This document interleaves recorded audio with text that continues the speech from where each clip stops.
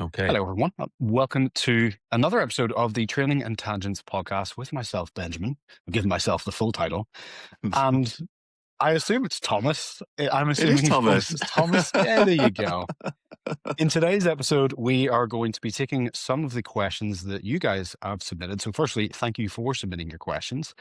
Tom, should we just rip into the first question? Just rip this pack open and get Let's these go for questions it. done. Let's go. I'm assuming you're great because you always look great, and we've been talking before this episode, and I know how well you're doing. But let's get into the first question, Tom. What is the first question that someone has asked us? Okay, so this is kind of a multi-part question, and it's quite a big topic, and there's a lot of nuance. So we're going to do our absolute best to keep it as simple as possible and give you some easy take homes, so you get something out of this answer. So the question itself was regarding strength training for endurance athletes. And there was a couple of questions specifically within that, in terms of how to put sessions together.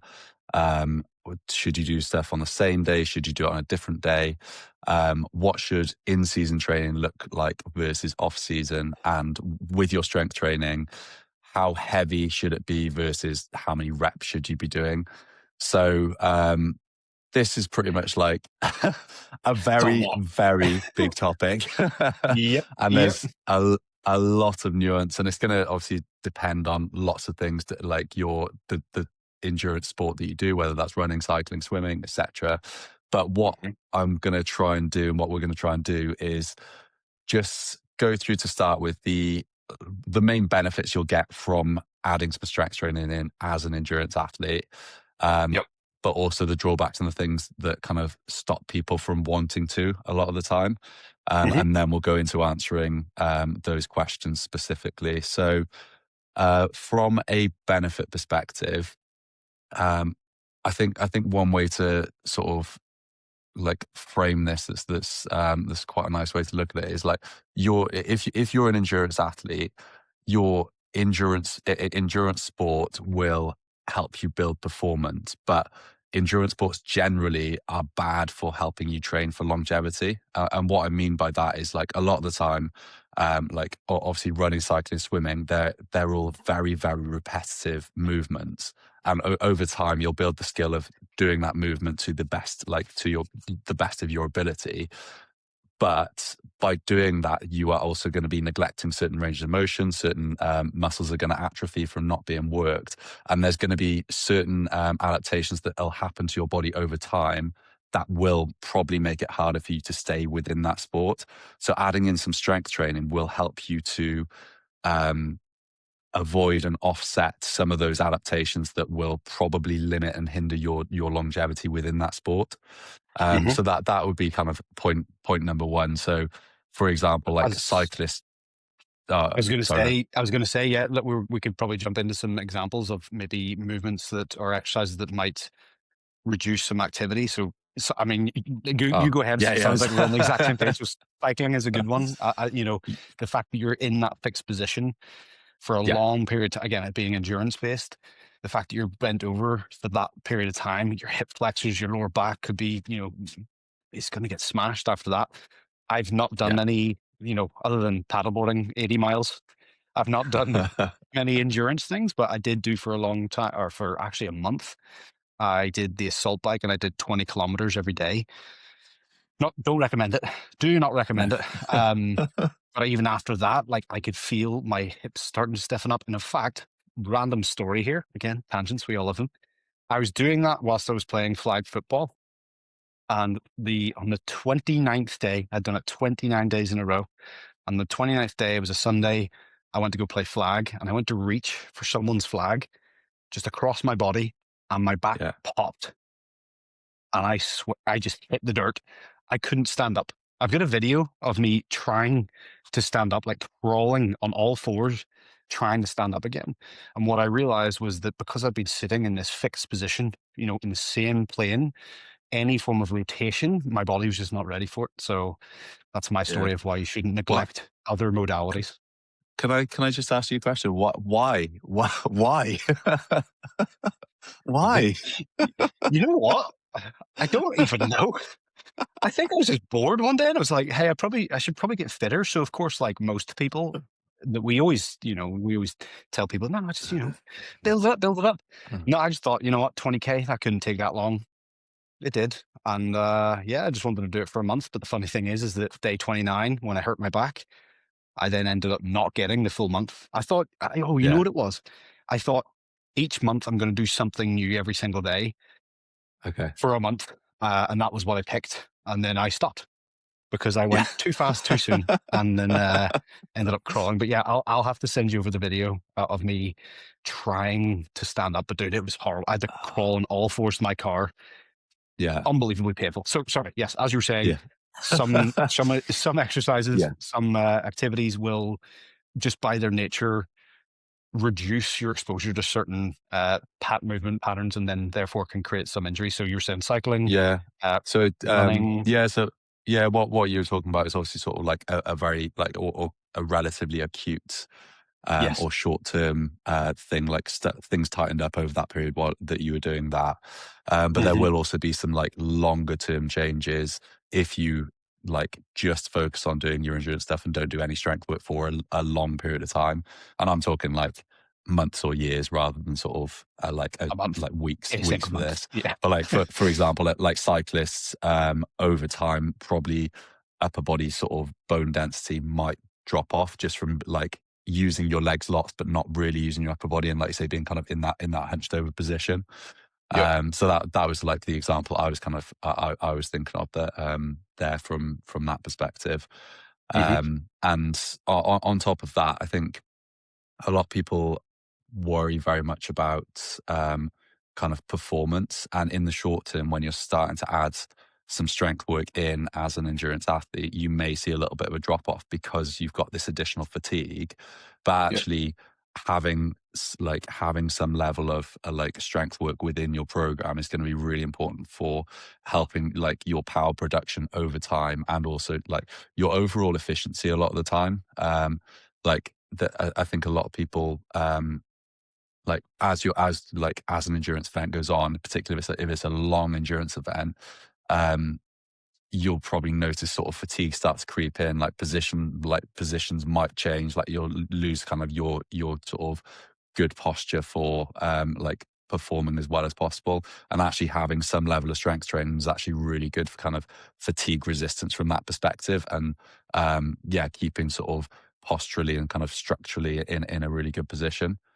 Hmm. Um, and then the last thing as well is again down to endurance sports generally being like one plane of motion, not a like a very fixed range of motion a lot of times. Like obviously like running, it's like you move through a little bit of hip flexion extension, a little bit of knee flexion extension, a little bit of ankle flexion extension, but like Yep. it's relatively minimal. So like actually doing stuff that moves through greater ranges than that is probably going to be beneficial. And also just making sure that you're like doing some form of like unilateral work when obviously those things are, yeah, they're unilateral to a certain extent, but like mostly sort of bilateral, just to make sure that you're not building up like imbalances left versus right, or if one side is stronger than the other, that you're not constantly favoring that side, and over the course of like thousands of repetitions end up kind of with these compensations that move you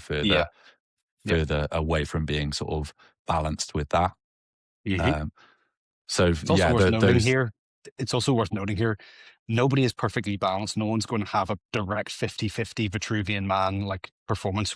Everyone has a dominant side typically, and there'll yeah. always be a predisposition to lean towards that. But what we're saying here is obviously be aware of that and try your best to not favor that side and try and keep it as balanced as you can. But you're never going to be perfect 50-50 split of output on either side because it's Oh, just not 100%. feasible. Yeah. Yeah, it's. I guess the point I was trying to make is like everyone will have compensations, like Ben said, Yeah. like one like left versus right side, like never exactly the same, and even structurally, like our skeletons aren't even the same on like left and right sides. Like a lot of the time, Yeah. they're not symmetrical. Um, but having some awareness of those compensations and probably doing things that force you to work outside of those compensations, I think is probably quite important. Yeah. I would agree. Um, So that's one so layer of the question peeled back. yeah, You go for the hope, second hope, layer. hopefully that makes sense. Is there any other like benefits that you like I've missed there? Do you think? I mean, no, I think you've got it right. I mean, I think I can't really. The only thing I can think of that I would potentially add is the fact that if you're doing, you have to think about it from a performance standpoint. If a muscle is stronger and therefore more capable of a greater output, your performance is going to increase anyway. So that's always a good reason to think of like, okay, strength training, it's going to make me better at this. And I've always said that if you can find something, if you can find training or a training modality that benefits another activity you have in your life, whatever that is, that's probably the most enriching and rewarding way of looking at training because it is that force multiplier. Like when I'm playing American football, I was training on my explosiveness so I could jump higher than other people to catch the ball. I could get out of a break faster than other people. And when you see the reflection of your weights-based performance having an effect on your physical performance, it's very enriching and kind of like just intertwines everything. So yeah, I'd say think of it as just from a really simple perspective of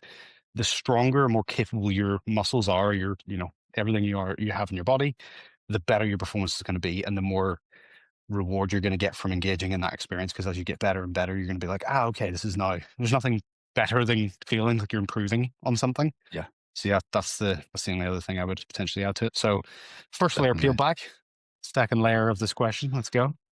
Um, so the second part I think that is useful to go into is just the reasons why endurance athletes tend not to do strength training. So firstly, as we've kind of already mentioned, is like worried about that kind of drop off in performance by adding strength training in. Um, a big part of that is obviously sort of down to like you're starting to do this new thing. It's going to generate some Hmm. fatigue in places that you've not been working, and yet in the short term, acutely, that might have a little bit of a negative impact on your performance or your output on the bike. But assuming you're like programming that well and not like absolutely smashing yourself in the gym, and we'll kind of talk about like what that might actually look like in a minute. Then it's going to be an acute drop off that will then build back up over time and leave you in a better position. And in a similar way to the way a lot of people are worried about kind of getting too bulky when they start to do weight training. Obviously, a lot of endurance athletes are being lighter is actually going to be beneficial to performing well. Yep. Um, but there's a few things that like I think are worth kind of saying here. So in terms of actually building muscle tissue, a big part of that is going to be down to obviously like diet and your calorie balance, so calories in versus calories out.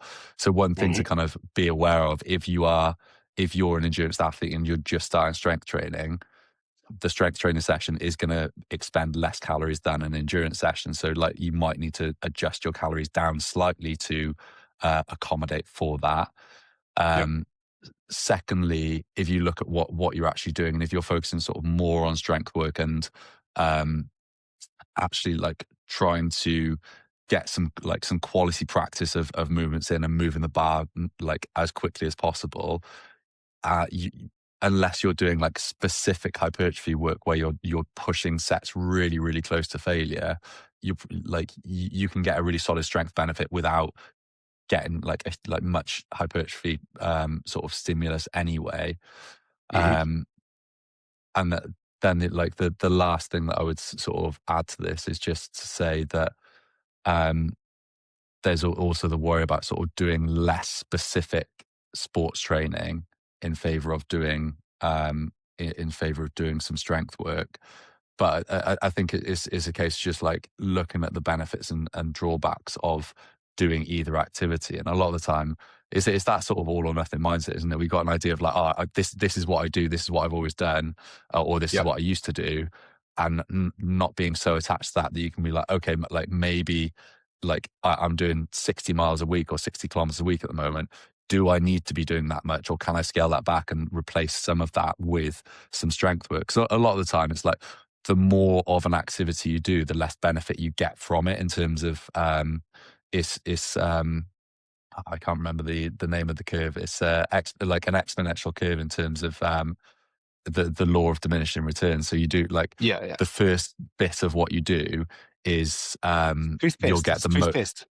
yeah, It's yeah, like having a you'll fresh get roll of toothpaste. You barely need to squeeze it at all. You get a lot. And as you go through and through until the very end, you have to really work to get that last bit of toothpaste out of the roll. I think that's the kind of yeah, the analogy yeah, yeah, that, yeah. that kind of fits that. Yeah. Yeah, basically. So like the if you're doing a small amount of training, it'll give you a really big stimulus. The more you do, the less you'll get. So actually, like if you look at it from that perspective, if you're already doing loads of endurance work, actually scaling that back a little bit to be able to do a bit of strength work is probably going to be a beneficial to you. Yeah. Um, so yeah, those would be sort of like I guess the main barriers most people have to adding that in. Is there anything else that you can think of there? Yeah, I think just the overwhelm, but I think, you've got to realize that you've only got a certain amount of energy, a certain amount of time in your week, day, month, Yeah, whatever it is, and you've just got to factor in, you know, if you're going to you're going to have to take away something to add this thing in. If you're maxing out your endurance stuff, like as you said, if you're hitting 60 miles, what now in a what's a realistic amount of time in a month? 60 miles, I hope. uh, so That's what I'm going to say. marathon runners would be doing that weekly, Yeah, which weekly. is pretty mad. Mad. Yeah, Yeah, you're gonna have to go, it's a okay, lot of time. a lot exactly, and I think that's what you gotta look at is like, look, you've only got a certain amount of time in a day. I think the overwhelm of I've got to do this, I've got to do this, I've got to do this. We all get that. Like we look at all the things we're supposed to do to keep our back healthy, our shoulder healthy. Oh, you want to do this exercise to avoid your shoulder going on you when you're older, and then you get overwhelmed of how many things you need to do in a week. You just have to accept the fact that you're going to have to scale something back if you're going to add something, and you cannot just add something else in on top of that. So yeah, Yeah, I think taking that approach is, just some things have to step back a little bit for you to put something else new in. You can't just magically get an extra hour or two in your week. That's I yeah, think one of the things that people would struggle with ultimately. But again, this yeah, is definitely more definitely. of your wheelhouse than mine. As I said, I'm not so much of an endurance guy at the moment or yet. Other than the 80 There's still miles on a time, mate. paddleboard. There's still time. But whatever, whatever. Well, I might be doing something like that again soon, so we'll see. Okay. Was there another element to that question, or was that it? There was something So that. there was just the specific points that were asked about. So like in terms of actually scheduling sessions, should you do them on the same day or should you do them on a different day? Um, Mhm. and the like the two elements that I want to touch on here. Firstly, like it's going to depend on your constraints and how your life's set up. Like there's going to be probably Yep. a quote unquote optimal way to do it, but Yep. if your life doesn't allow you to do that, then you've got to fit it in some other way. So like whilst we were like you might want to try and optimize this as much as possible, you also have to be like pragmatic about it as well. Mhm. And then in terms of the actual like specifics, I think it's important to to know what's the outcome of a specific training session is, and also like what will impact the quality of that, and how that will potentially impact your recovery. So, for like just as an example, um, strength work and power work will be um, adversely impacted by being like having very fatigued legs for example. So Yep. probably you want to preferentially schedule your strength work when you're feeling fresher, Yep. and then um like if you're looking at sort of like the from the endurance side of things, you might find that like threshold work or VO2 max work, that sort of thing. Again, you want to have like relatively fresh legs for to get the Mhm. most out of that session. But things like zone two work or like your kind of easy aerobic work, it actually is it's going to be it's not going to matter as much. So you can schedule your easy stuff when you are fatigued. So I think it's like looking at a little bit more like also there's you can go into this in a lot more depth than what I have here, but it's looking at like, okay, this is what my week looks like. This is when I can actually fit stuff in. This would probably be the best way to kind of put that together. And a lot Yep. of people who have like a bit more of a hybrid approach have basically start the week with more intensity and lower volume. So your heavier strength work, your harder intervals, that sort of thing. And then as the week goes on, it's like the volume climbs and the intensity drops. So you might Hmm. have a bit more kind of hypertrophy work, and then your easier aerobic work towards the end of the week. Easier, Um, Easier, easier. yeah. Yeah. Again, I um, think the main thing that I think people could take away from this is if you're going to be doing something of this nature, you cannot wing it. You yeah, cannot just go, I'll do this and I'll do this. You don't have that luxury. You have to plan things if you're looking to get the optimal results from something like this. And this goes across everything. If you're looking to really optimize your results, you need to plan things. You cannot just show up and be like, what am I doing today? I think that's the yeah, greatest takeaway from this entire thing is that you need to be willing to plan things pretty meticulously, know what your week's looking like. And look, you may be able to look at that and go, well, I can't really plan things in my week because just the nature of my life and the way things go on, it's very difficult for me to do that. So I think that's the biggest takeaway anyway, from my perspective is planning is going to be your biggest strength when it comes to this. And making sure you yeah, know what you've got going on in your life and yeah. I think being ready it's to adapt. yeah, definitely, mate. I completely agree because, like, at the end of the day, like if you're trying to build strength and you're competing in something endurance related, which obviously is very time heavy anyway. Um, yeah, it's gonna be hard to fit. It's gonna be hard to fit that in, and you have like yeah, you can't really wing it. No. Planned. It has to be planned in and scheduled. Mhm. Um, yeah, no, I completely agree, mate. Whoever asked Um, you that question just got their money's worth there. yeah, So we haven't chatted for a long time. Let's I'm gonna give you a quick. In fact, Tom, you tell us the other questions so that people know what questions they've got coming up. So we've got five more questions. Just rattle through them, and then we'll go back to the second one. So what do we got okay. next? So we had a question about training around a shoulder injury. We Then the next had one. a question on what would be your non-negotiable exercises that you would always include in a week. hmm Um, what is more important, calories or protein? Am hmm I wasting my time if my workouts are only 30 minutes? And then the last one, do you need to track calories forever? Perfect. Okay. So let's go to the second question now, which is about shoulder injuries, which both of us have unfortunately quite a bit of experience. You probably more Yeah. so with how many surgeries now? Two shoulders. Well, that's two more than me, so that definitely Yeah. is. Okay, so shoulder injuries, first of all, super common. Because they're a ball and socket joint, there are a lot of muscles that pass around and kind of have to go through that area, similar to your hips as well. Those are two problem areas that most people will have issues with in daily life. Now, 2024 December, I really damaged my left shoulder doing a lot of volume. Someone got in my way as I was doing one of my reps, and I kind of had to go on a path that my body just wasn't ready for.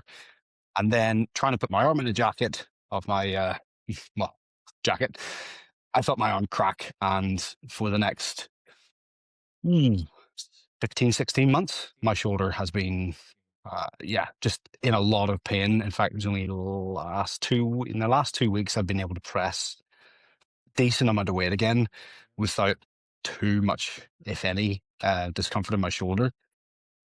I'll go through what I learned during that period of time. I think injuries are a fantastic learning process that you can go through because you learn if you're if you're really keen on getting back and you really attack this, you have to learn what's going on within your body, what's not working. Because typically speaking, the area that we injure is oftentimes not the cause. It's not the reason why you got injured. It's usually something else around that structure that maybe isn't firing properly. And the area we injure is just having to do more work than it would like to. And that's not all the time, but most of the time that's where an injury is going to kind of pop up.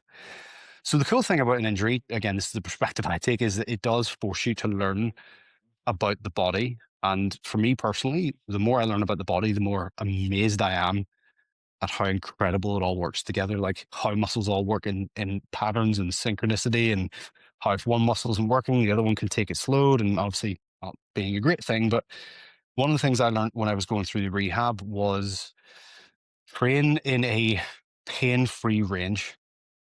That's one thing. Obviously, if you're at the start of it, maybe just taking it off entirely. Like, don't train that side. We talked about this in another episode, but there's a phenomenon called cross pattern. I think it's cross pattern training, where they basically have studied that if you train the non-injured sides, let's say I've injured my left shoulder and I'm training my right side of my shoulder, there's actually a bit of crossover from the right side to the left side. There's actually some passover of strength, and it can actually help the injured side recover that little bit faster. I think it's Cross education cross. effect, I think. Yes, that's the one. That's the one. So that'd be the first thing I would do. Instead of looking at the injury as like, crap, I can't do anything, which is honestly the approach I took when I first did it, which I think a lot of people naturally go through that feeling sorry for yourself phase. But then immediately I was like, right, okay, I can train the other side. So I'm going to do that. And then knowing that there was some benefit to it, that kind of helped me. But as I said, the next thing was reducing and making sure sticking to a range of motion that was pain free and just staying in that range. You're not going to stay there for, forever. So that's fine as long as it's a short period of time. And then building up that confidence, slowing down the reps as well, making sure we're not taking any of that tension through tendons or ligaments, making sure it is exclusively in that muscle tissue. And then just absolutely attacking rehab. Like, that is the best way to deal with any injury, is look at it as a challenge. And you can either lie down and admit defeat and be in pain for a lot longer than you need to be, or you kind of go through the pain you know is going to be beneficial to you, because you're going to be in pain either way. With an injury, especially the shoulder, you're going to be in pain. You can kind of pick the pain you're going to be in. The pain going through rehab is, in my opinion, the preferred method. So, anything to add, Shoulder McGee? What have you? Shoulder What have you? McGee. Yeah, it's your new nickname. Anything else you would Yeah, add to no, that? I completely agree with all those points, Matt. And I would just echo, like, yeah, injuries are crap, and it's like, don't get too attached to like what you were doing and kind of look back and like kind of feel sad about that. Like, the best thing you can do is just like be realistic in this moment. Like, be okay, what can I do? And like you said, kind Yep. of focusing on um like working the other side and then working the injured side through the range that it like is pain free, and then slowly building that back up and seeing like, if you're doing the right stuff and giving the body the right stimulus, that will happen fairly quickly in terms of like the strength coming back. And like we've spoken about before, it's almost like you get a new PB every time you go into like, okay, I was only able to Yes. do this weight or this range of motion last time, I can now do a little bit more. And like, whilst it's Mhm. frustrating in that moment, you're not able to go and do like everything. It's like, if you zoom out and just like look back, like that previous couple of days or that previous week, you can see that progression. And it's just making sure you're doing enough to help it move forwards, but not pushing it too hard and then forcing it to kind of regress again. Yep. Um, No. so it is a little bit of a balance. And the only other thing that I would add is like, um, depending on what the injury is, make sure your training still feels purposeful. Because I think that's the thing, is like, when you've Yeah. had an injury, it feels sometimes like all training becomes is like this rehab pity party, and it's just crap. It's like, We you're talked not about really this. making, yeah, Yeah, we you're talked not about this really when we were making both going any. through it.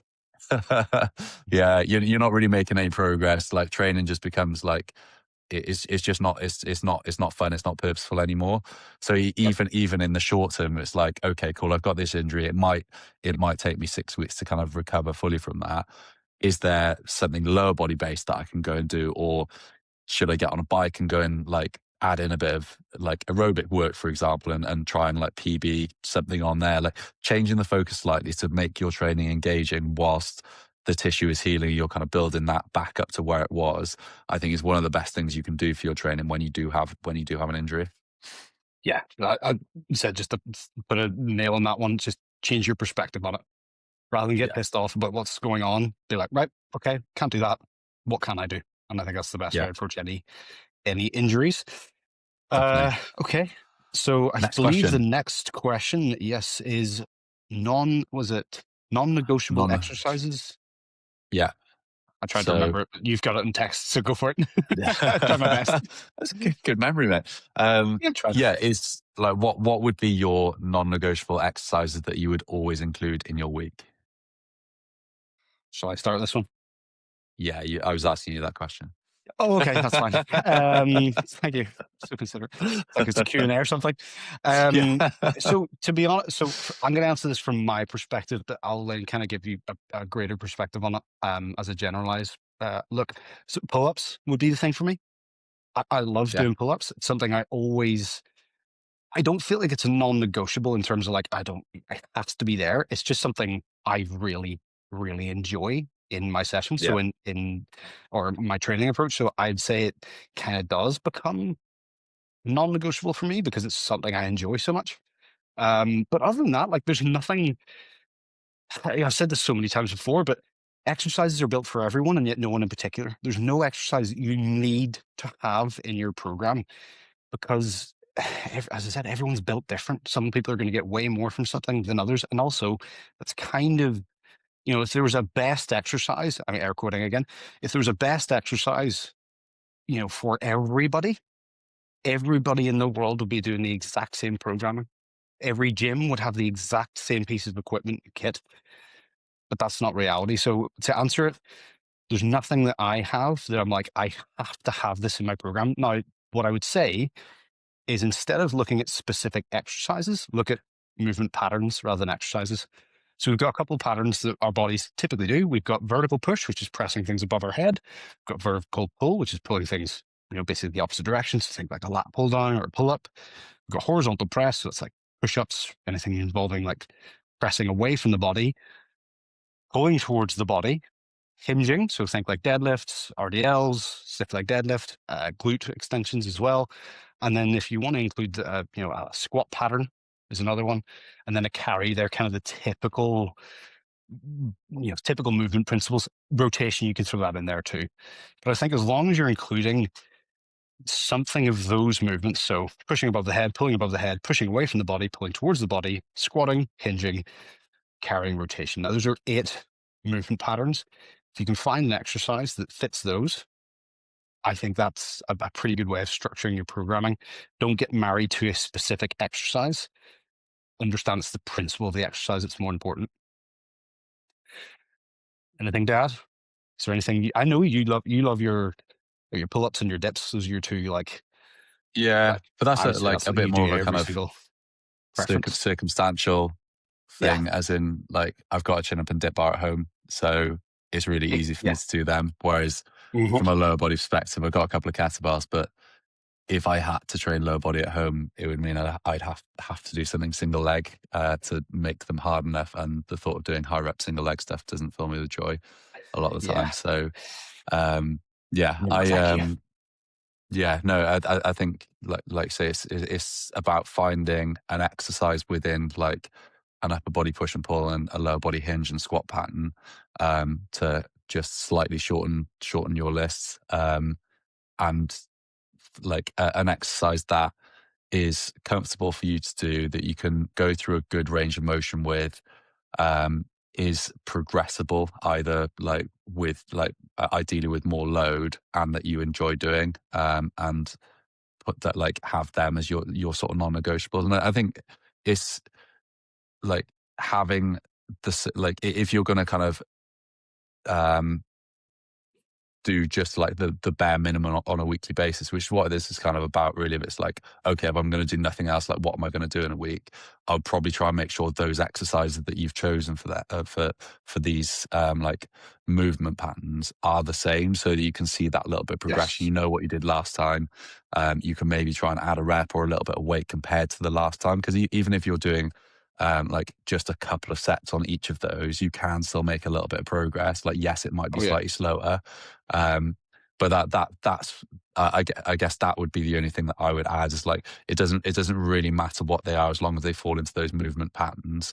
But if you are short on time, then do the same ones and make Be them your consistent. non-negotiables. Yeah. That's it. Yep. Right. You're gonna start the next question. I'm gonna go pee really quickly. 2 Oh, seconds. great. You can start the question and answer. I'll be right back. 2 seconds. Okay. Pressure's on to make sure that I can talk for long enough. So the question was, what's more important, calories or protein? So um, the answer kind of depends on what the goal is. If you're specifically looking to drop body fat, then probably focusing on calories first is going to be a good idea. But they're both those two things are both going to be very, very important when it comes to like any goal, really. So it's very hard to say definitely this or definitely that. Um, and for example, like if, for example, on a given day, you were at your calorie limit, like at your limit of calories for what you wanted to have that day, but your protein was a little bit lower, I would probably say actually add a little bit more protein in, knowing that you can potentially drop your calories a little bit the following day. But oh, you're I heard back. this all, by That the was way. I heard this all. Yeah, that was very, very fast. For most people, if you're going to focus on just one, I would probably say biggest bang for the buck. If someone had a gun to my head, I would say probably focus on calories to start with and make sure you're in yeah, and around the right place from a calorie perspective. Because even if you do nothing else, if you eat in a calorie deficit, a lot of the time, even if it's like not great food sources and like low some processed protein. foods and stuff, yeah, low protein, Mhm. your health markers and longevity markers generally will improve if you've got like excess body fat that you're holding. So Yeah, probably, yeah, very, very slightly, I would say, like calories, but yeah, they're both very important and both worth looking at. Do you have anything to add yeah. to that? No, I agree. I think, overall, so if you're looking to lose weight, now weight being that can be both muscle tissue or body fat, calories are going to be the ultimate thing. If you're looking to lose body fat, you're going to have to consider both. You have to be at a deficit and you need to be getting enough protein to help hold on to the muscle tissue. Our body tissue, our bodies don't typically need as much muscle tissue as we think they do. And, the reason why people have muscle tissue is because they've been consistently exposing themselves to stress and stimulus, which basically tricks our body into thinking, yeah, we need to have larger pecs, we need to have more capable legs and stronger, bigger arms. But our bodies are going to look at that first as a thing that they can get rid of, and when their body's not getting enough energy to literally operate, it's going to look to that first. The way you keep that is by using it and paying its rent money, by giving it enough protein. So if you're exclusively looking, so let's say you are someone who is on the higher end of body fat, looking at your calories first, get that established first, get yourself in a calorie deficit. Then once you start getting, and you'll lose weight fairly quickly at that point, as long as you're maintaining that, then the next thing we'll be looking at would be protein. But yeah, neither of them are less important than the other. It's just, I think one has a greater impact on a larger Yeah. scale than the other. If you could eat the perfect amount of protein for what you're trying to achieve, but if you're in your calorie surplus, you're not going to lose weight. Whereas if you're in a calorie deficit, you'll lose weight. Yes, you'll lose some body fat, but if you're not getting enough protein, you'll be losing a lot of muscle tissue too. So I Yeah. think that answers that one. Good job. You spanned the wheel. I could Nice. hear everything you were saying, which was kind of odd. Don't But worry, we couldn't hear yeah, you peeing. that's fine. I muted it. I hope I did. Okay. So I'm gonna interject right here with a powerful would you rather. There you go. Powerful. Oh, Good for an powerful. Irish word. Powerful. Okay. Would you rather, Tom, be hiding from a serial killer for an hour and get 1 million, or be chased by them for 15 minutes and get 10 million? So basically, you're told a serial killer's trying to find you. You've got 1 hour, you can hide for 1 million, or he's right down the street, he can see you, he's got eyes on you, 15 minutes, 10 million. What are you picking? I mean, both would be pretty scary. I think I'd back myself to run away from it. Same. I Same. don't I know, was going to say, like, both from a perspective like trying to wait it out for an hour. Like, there's obviously like there's a good chance you're going to get caught, isn't there? Based on all the films I've watched, they just yep. know where you are. You're going to make a A sound or pretty something. boring film otherwise, wouldn't it? Yeah, Just yeah, the serial killer is around the area. He's struggling to find you, yeah. and you're just sitting there once. Searching for Goes and over an locks the hour. Just opening door. Excuse me. Have you yeah. seen Tom? No. Yeah. Next door. Just 6 billion more houses to go. Yeah. Yeah. But yeah, also I think like running away would feel a bit more like you're in control of what's going to happen to a certain extent, Yeah. I guess. I mean, 15 million? 15 million? I Yeah, think that would be enough to encourage me to run very, very fast and I would for run a very long fast for period of time. 15 I minutes. think, Yeah. yeah, I'm picking the latter one. I'm gonna let him chase.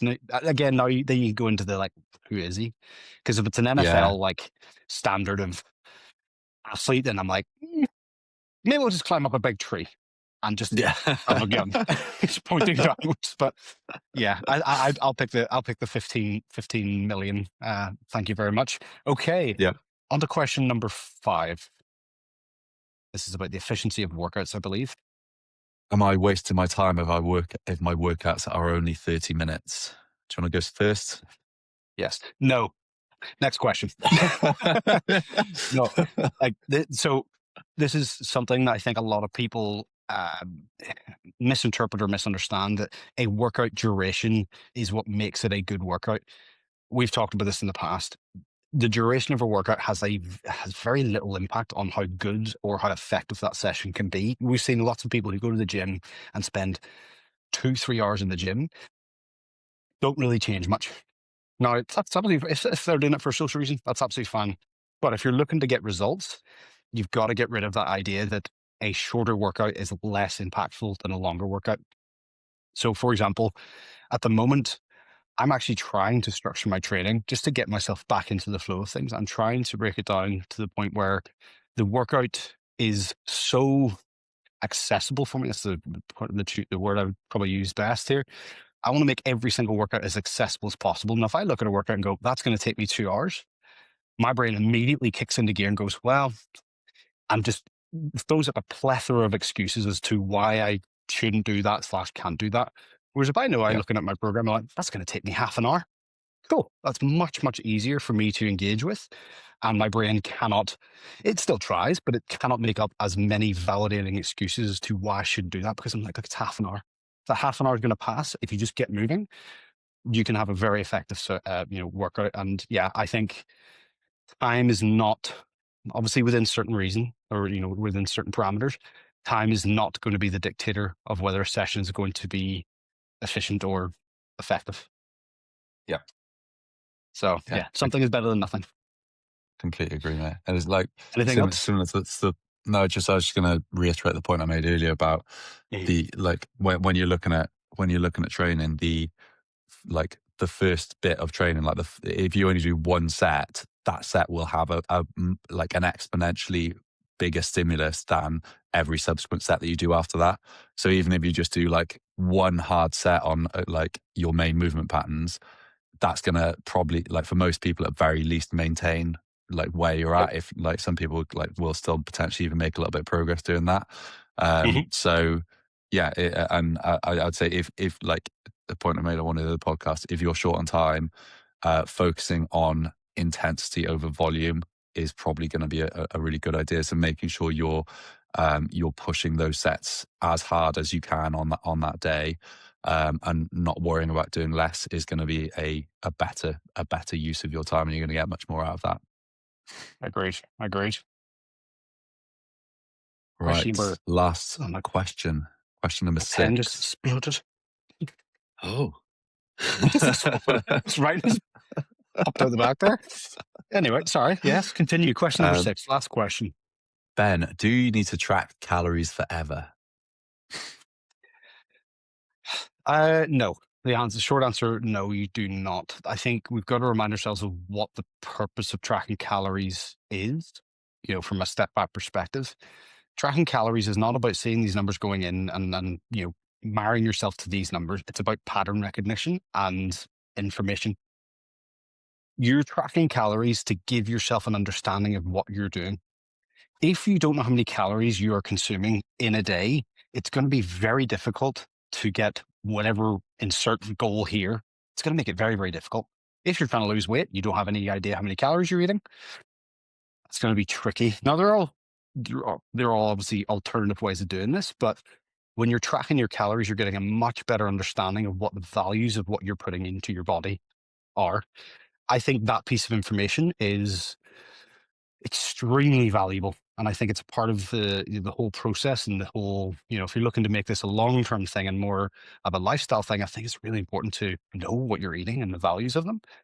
It'll also allow you to make more informed decisions whenever you're maybe out, because let's face it, tracking calories socially in a social situation, sorry, is extremely difficult. Do you think the chef in the back when you're having food is like, oh yeah, let's make sure we get exactly 200 grams of this pizza dough, or let's make sure we get exactly 300 milliliters of pizza sauce? Like they don't care. They're putting it out there. They're making it as they care, or as to whatever degree they have in terms of energy. The next thing is the again, like most people have the same foods every single day. So understanding those foods is pretty important. So yeah, to kind of answer the question, no, you don't need to be tracking every single day for the rest of your life. But I think picking it up and setting it down like the tool it is something that I think most people should know. And I think going through that period of time where you do kind of dial in, and again, we were talking about this earlier with the endurance stuff. You cannot wing this. If you've got a goal, a very specific goal, you need to have an understanding of what's going into your body and the impact it's having. So yeah, no, you do not have to track calories for the rest of your life. But again, it depends on people. I know clients who I work with who love the numbers, they love the stats, they love the patterns. And as I said, you're going back to that, sorry, I just remembered what I was saying there. The pattern, it's the pattern recognition of when I eat this range of calories for X period of time, this result happens. And I think for a lot of people, seeing that equation as such is really, really helpful. It gives them a sense of control over what they're doing, and it gives them a lot more confidence in what they're doing. So yeah, I think it's a really important um, process to engage with, but ultimately it comes down to your personal preference. As I said, some people love it. Some people, like myself, I don't particularly enjoy tracking stuff, but I also know the benefit of it. So yeah, Yeah. any anything to add to that? Um, I feel a bit like I would have failed with a client if they felt like they had to track everything forever.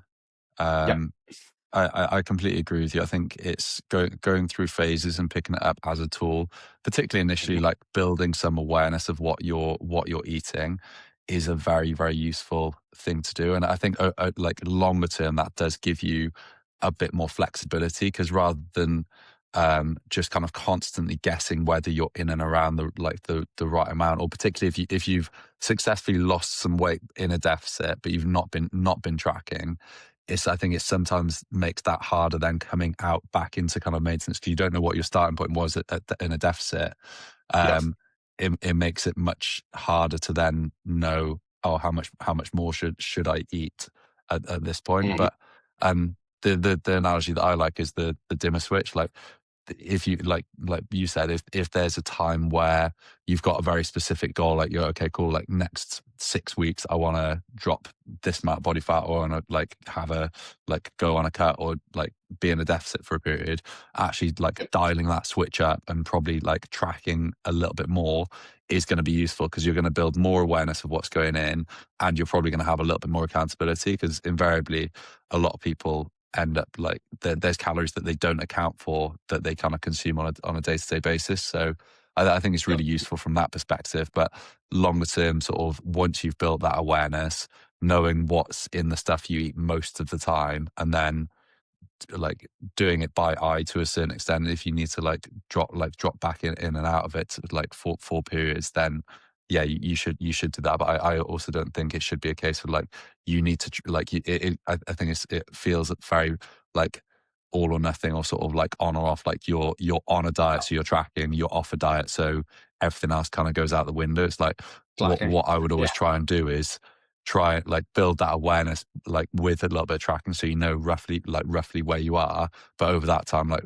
focus on building habits and building a way of eating that works for you for your current situation, that That's it. ticks the boxes from a calorie perspective, from a protein perspective, from a fiber perspective, um, but is easy for you to do and doesn't require you to track all of the time.